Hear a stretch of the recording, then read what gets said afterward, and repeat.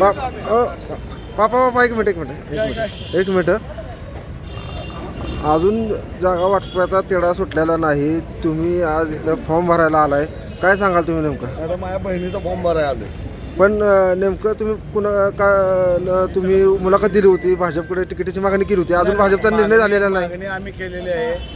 सेंद्रिय गटात तसं बघायला गेलं तर सगळी गावं ही बाबांच्या विचाराची आहेत. त्यामुळं आमची सगळ्यांची मागणी आहे की बाबा गट हा बाबांच्या ताब्यात राहिला पाहिजे. त्यामुळे आपला फॉर्म भरायला आम्ही आता आलोय. आपण तुम्ही हे तुमच्या नेत्यांच्या विचारात घेऊन तुम्ही फॉर्म भरलेला आहे का? तुम्ही नेत्यांच्या शब्दाबाहेर आम्ही कुणीही जात नाही.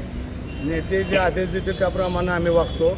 पण उद्या भरपूर गर्दी होणार आहे, त्यामुळे आज आम्ही फॉर्म भरून ठेवला आहे.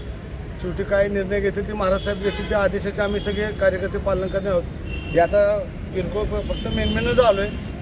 जर संध्याकाळी फोन आला तर उद्या इथं उभं राहायला जागा राहणार एवढी माणसं येतील उद्या शपथ. जर समजा आपल्याला जर तिकीट नाकारण्यात आली तर तुम्ही काय करणार? तुमची भूमिका काय असणार? करू ना सगळी. मी एकटा निर्णय नाही घेऊ शकत. सगळे बसून निर्णय घेऊ आम्ही काय करायचं.